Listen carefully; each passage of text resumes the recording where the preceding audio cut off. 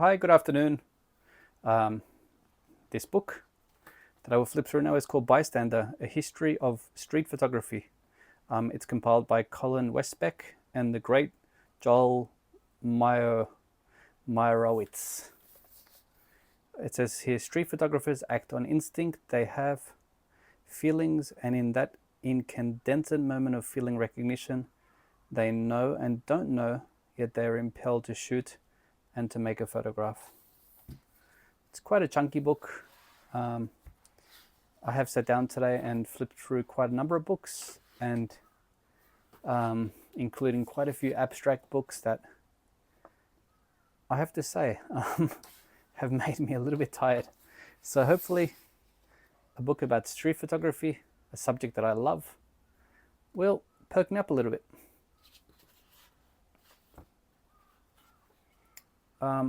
As with most books, this is a book that's been sitting on my shelf, so I thought it would be a great chance to flip through this book.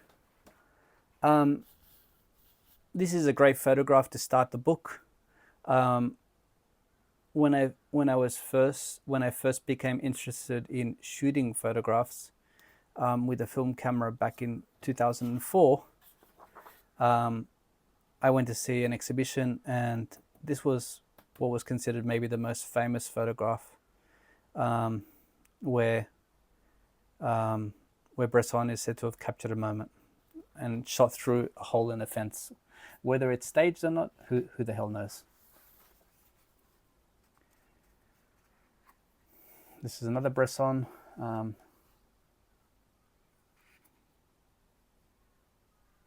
Helen Levitt, I do have one of her books. You can see that there is like an internal framing here inside the truck, and then in the background here there's another photograph happening. Quite interesting, back in the 1940s. I mean, maybe this is all normalized now, that people just take photos of other people on the streets, but you can see like back in the 20s, Andre Cortez. You can imagine that this would have been a new art form. I do love this Bresson one, in particular these kind of random windows they have. I've always been confused about the positioning of those windows, if they are windows. That's shot back in 1933. And here you have this mysterious figure here as well. That's a great photo. It's actually one of my favorites. This is really mysterious, this one. I have no idea what this is. The Reverend Calvert Richard Jones of Christopher Talbot, shot in Naples in 1846. Black River Falls. Again, I think photography is quite interesting when you have something in the foreground and the background.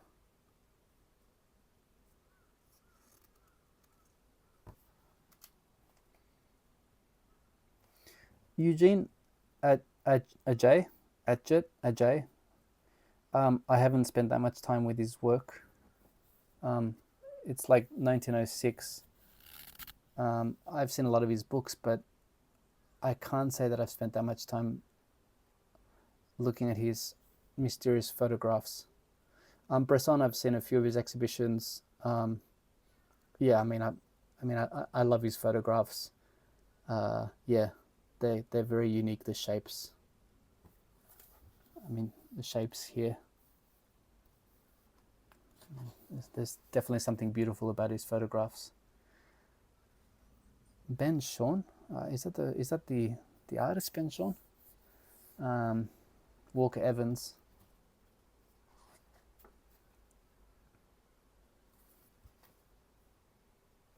Joseph Koudelka. Yeah, he's a great photographer. I do love his work.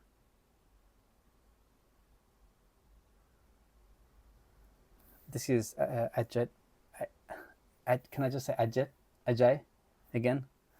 I mean, I guess this is like the early 1900s. He definitely had the foresight to take photos of things that would be very different, that would disappear in the future.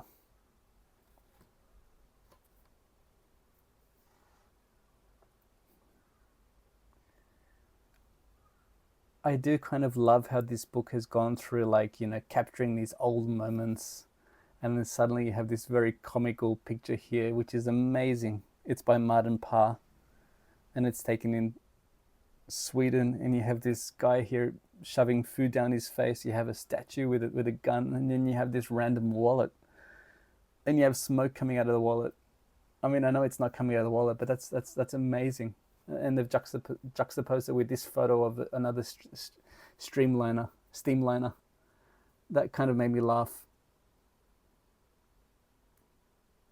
I haven't spent that much time with Martin Parr's photography, but I do like it. I mean, again, here he's got this random out of focus. I guess that's a wall, but it almost looks like a painting almost. That's a great photograph as well.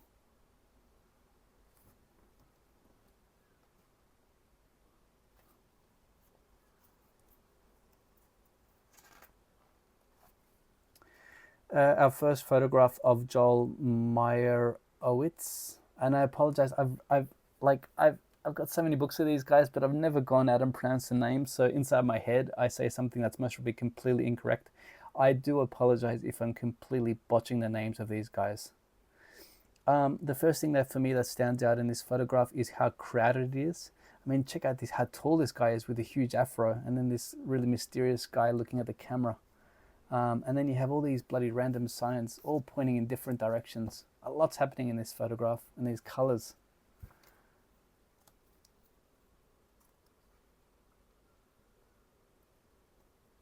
You have some type of transaction happening here as well.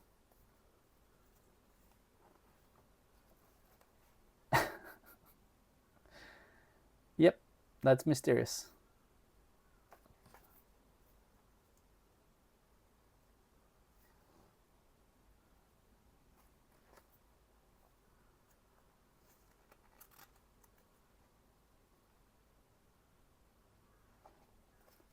Bystander, a history of street photography. Looking at the chapters, you have Eugene Ajay, Bresson, Walker Evans, Robert Frank, and then you have conversations at the end. This book is over 300 pages long.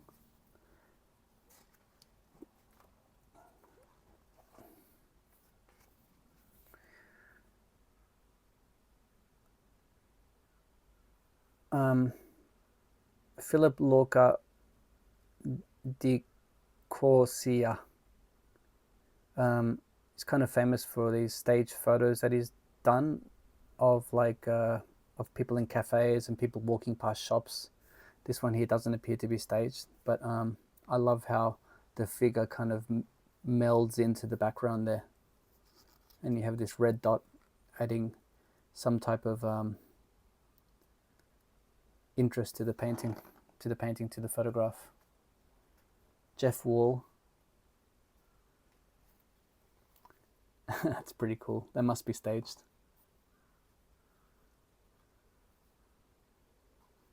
Our experience is governed by pictures. Douglas Crimp. Some photographers that I'm not familiar with. Paul Graham, for example, I'm not familiar with at all. Robert Frank, of course.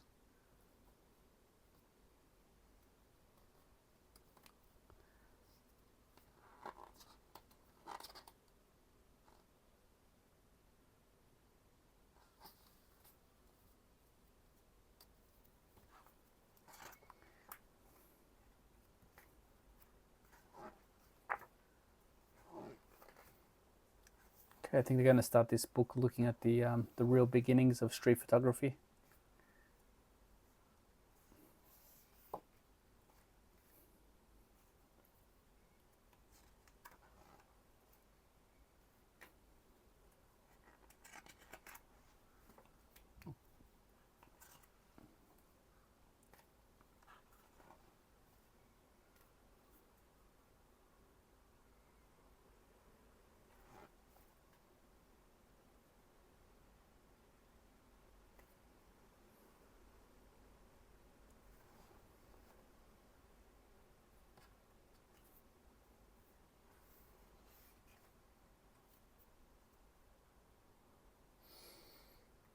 Didn't realize Paul Strand was so early on. It says Paul Strand 1915.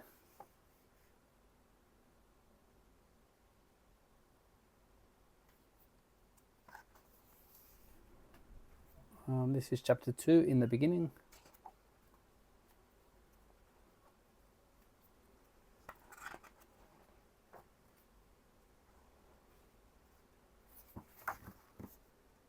I was going to say that kind of looks like Japan, but I'm not so sure if it is. It's Felice Beto called Fishmongers 1867.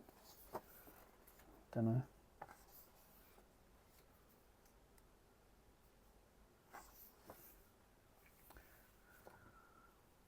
The photographer may do things which would be quite wrong for an artist to do. Frank Sutcliffe. I do like the format of this book, or the layout. It's pretty artistic. These essay sections are all in grey, and then the photograph section's all in white. Paul Strand, I do like his photographs. It says here, Strand got close enough to see all the inconsistency and paradox that her features contain.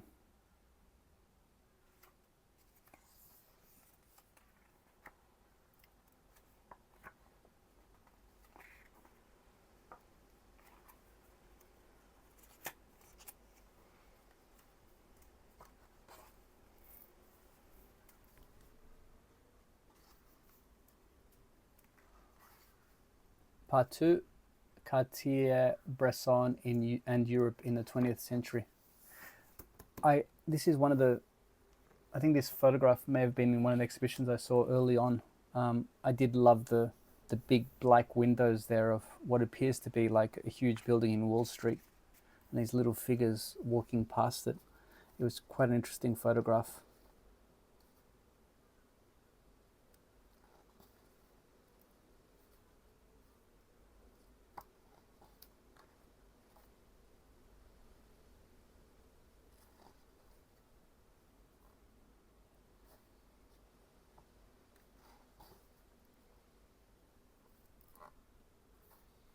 Willy Runnis, Bresson.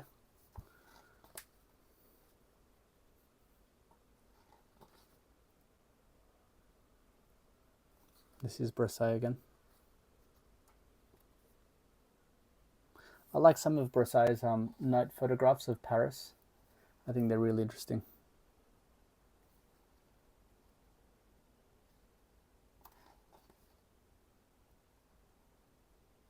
I assume this would have been Bresson, but it's Willy Runnis. He's done a great job kind of filling this photograph.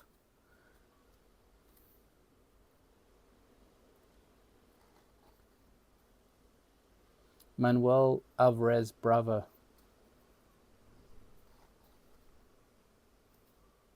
Bill Brandt. Again, the framing of the photograph is amazing.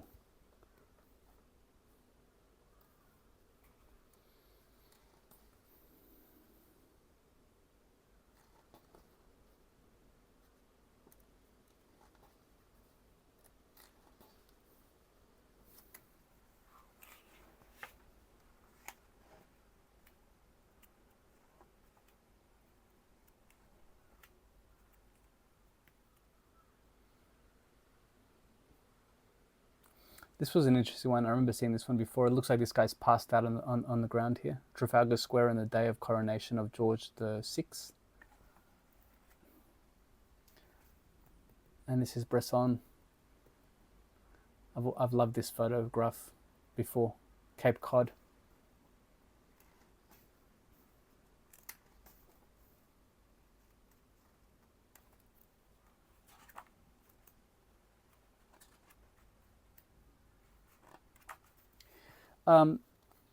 My brother gave me a book by Andre Cortez when I came to Japan, and I think this was considered his most famous photograph.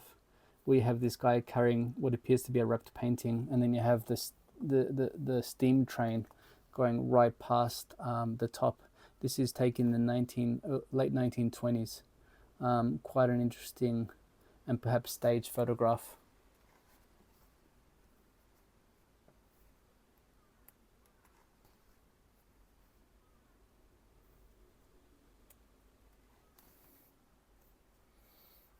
I'd assume that was Robert Frank, but it's not. It's Kurt Hutton.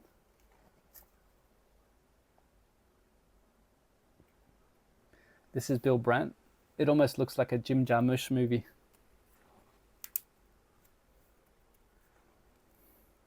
I'm gonna say this book has a lot of words. It's if you really want to learn about the history of street photography, then I would recommend you read this book.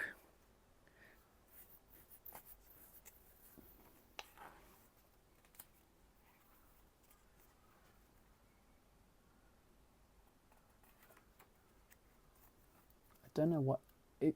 There must be a lawnmower.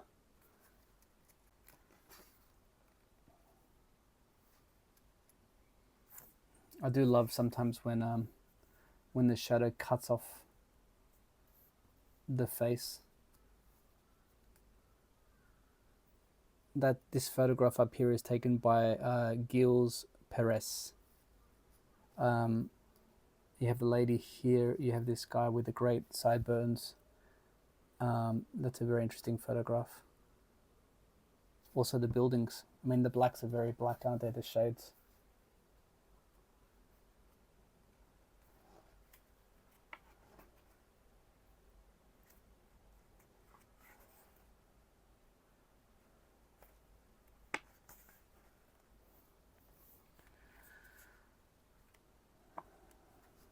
It's a cool photograph.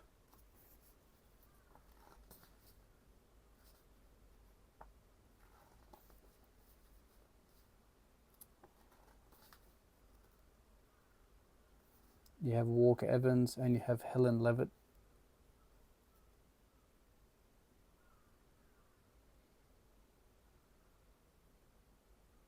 You could potentially spend a lot of time looking at some of these photographs. You have a lot happening here. You have many different stories in different sections.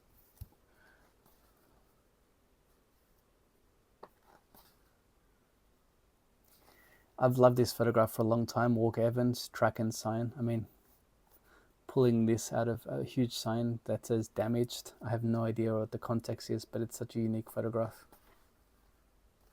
And this one here is also quite interesting, shooting from kind of a lower angle. Makes everything look much bigger.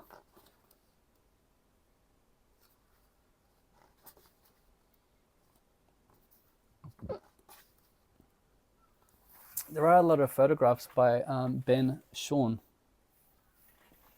I hope that's how you pronounce his name. Shahn.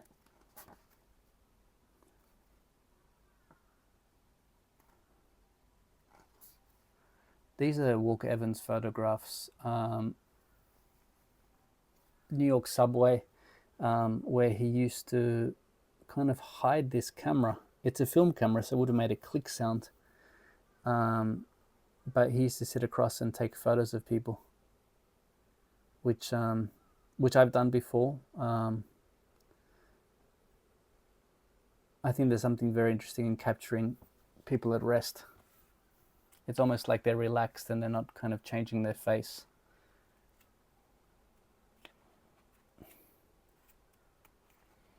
There is, of course, a risk involved in taking photos of people. You know, some people may not appreciate or may think you're doing something kind of dodgy. Anyway, how to explain why you take photos of people. It's like just some type of compulsion, I guess, to capture something unique.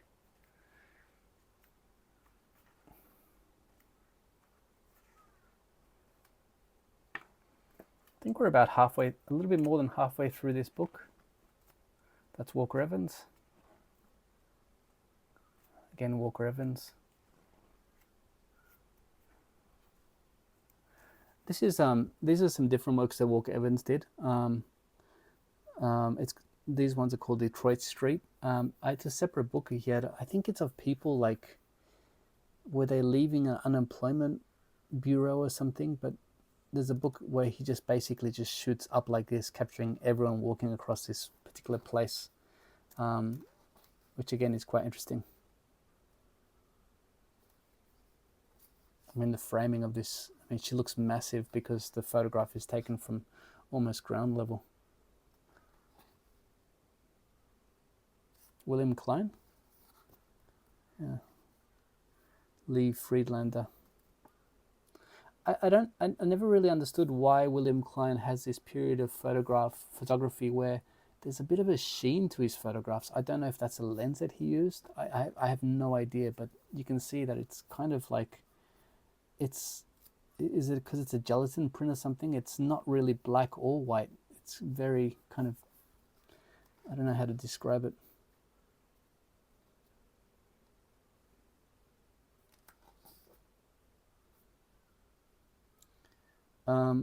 This is a great spread. You have Robert Frank and Gary Winogrand. I love Robert Frank's photographs.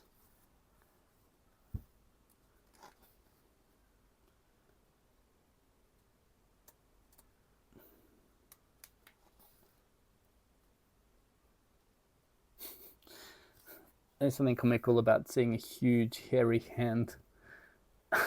It's almost like the watch is stretching just to fit around his wrist.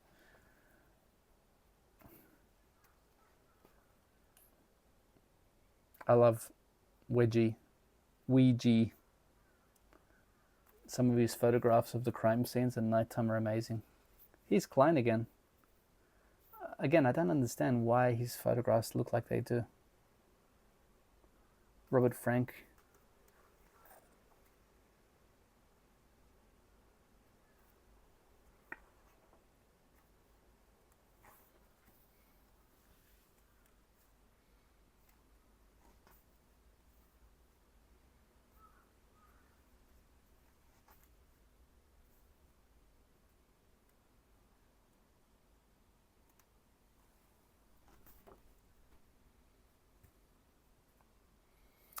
Here you have Joel Meyerowitz and Gary Winogrand. I think I've already linked it up before, but there's a great documentary about Gary Winogrand online. I'm pretty sure I flipped through one of his bigger books, and I would have linked it up back then. I do love this photograph. Jeff Mermelstein. I don't know the history of that book. This one is great also. Vivian Meyer.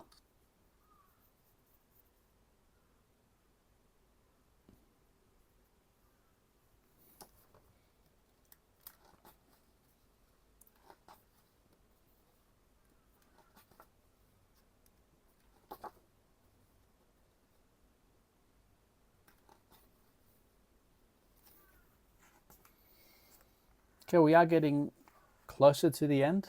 It is quite a thick book. That's William Klein. You see, that's very different to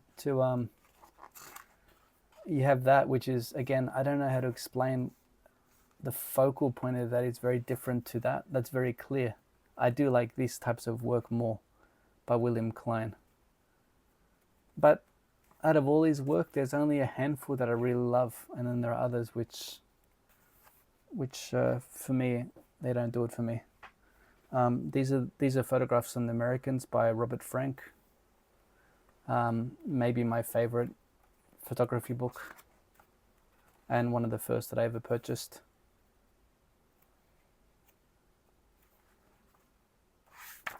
This does remind me of that original photograph we saw by Bresson, with all those random windows.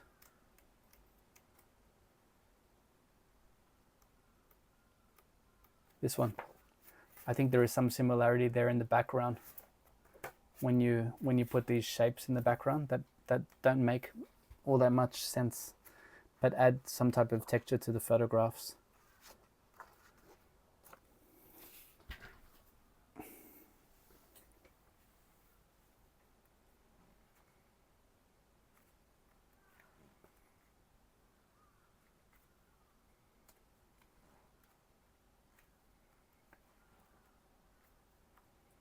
Saul Leiter. He's become very famous. His use of color. Alex Webb. And this one here says it's taken by Trent Park in George Street, Sydney in 1998. I was studying in 1998, pretty close to George Street, It says Country Road, which is kind of a famous fashion shop. I'm always curious, like, exactly where that is.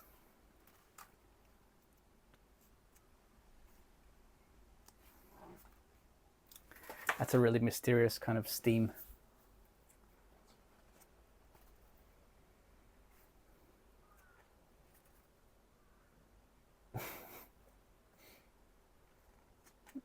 The mystery of some of these photographs is amazing. What's that kid smoking a cigarette?